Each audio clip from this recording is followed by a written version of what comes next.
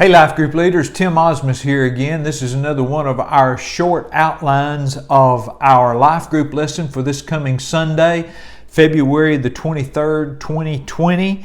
How can I honor God in my suffering? It comes from 2 Corinthians 4, 7 through 18. The point of the lesson is every part of life, including difficulties, is an opportunity to glorify God.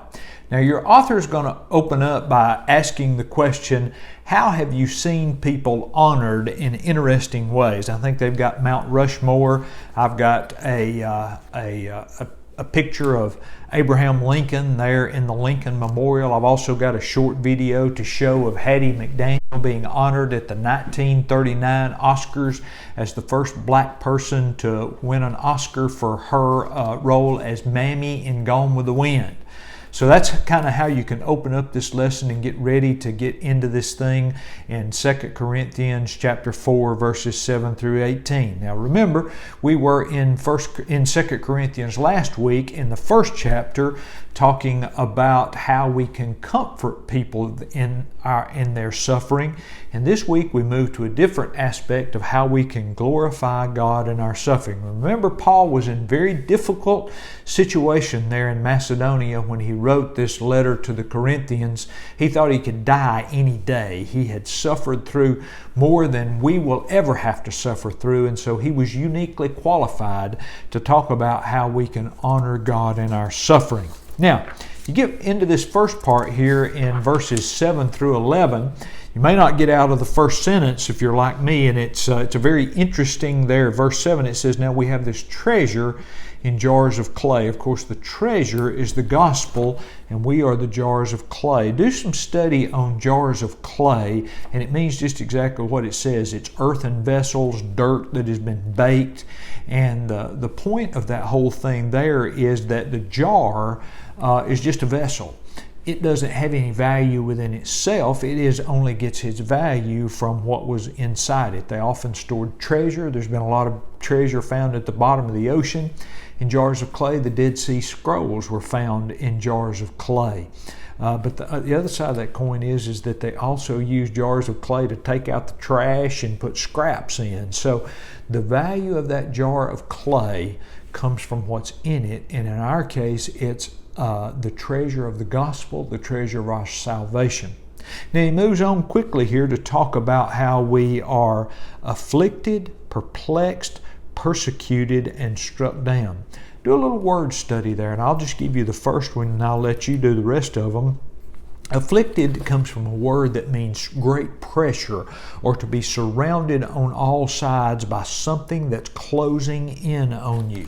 And I think the question there is, how can we glorify God when the world's pressure is closing in on us? You know, I've seen a lot of people just throw a fit or just go berserk when the pressures of life come upon them. But how can we, even in the pressures of life, glorify God? A lot of times it's just how we simply react to that. And you can do that with each one of those words there, and you can have a good study. Now, in this second part here in verses 12 through 15, he comes back to an idea that we talked about last week, where it talks about how we're dying with Jesus. We're participating in that death of Jesus. And I think the one thing that I looked at there is that as we are dying, and we're all dying. I heard somebody say to a doctor one time on a television show, said, hey, I'm dying. And the doctor looked at him and said, we're all dying. And so we need to all be prepared. Some of us are just dying quicker than others. Some of us have a terminal disease. Some people are going through things that are going to eventually take their life, but they're going to go through a lot of suffering before it does. And then some of us just wake up every day with the knowledge that we're getting older and this life does have a finality to it. And so you can spend some time there talking about that. But as we go through that, whether it's going to be a quick death or whether it's way down the road, it's how we glorify God in the way we live during that time that matters. And so you can spend some time with that.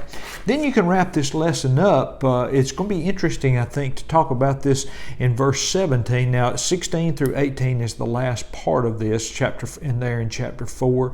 But it says, for this momentary light affliction, I think you can spend some time with that. You know, I don't know about you, but a lot of times when I'm going through affliction, I don't see it as momentary or light. But Paul did. Paul talked about that. And here's a man who had been shipwrecked. He'd been stoned, taken out of town, and thrown into the scrap heap or into the junk heap as dead. He had been shipwrecked. He'd been through all of these things, but yet he could say, "This is momentary, light affliction." And I think that all has to do with our perspective on the afflictions that we have in life. Paul also says that the afflictions that we have today are nothing compared to the glory that we're going to see somewhere down the road. So I think sometimes it's so hard to keep that perspective, but if we can keep that eternal perspective on the suffering that we're going through, it makes it a whole lot easier to glorify God because we know how we're going to come out on the other side. And I think that'll be a good place for you to wrap this lesson up. Thank you for all that you do, and I'll see you on Sunday morning.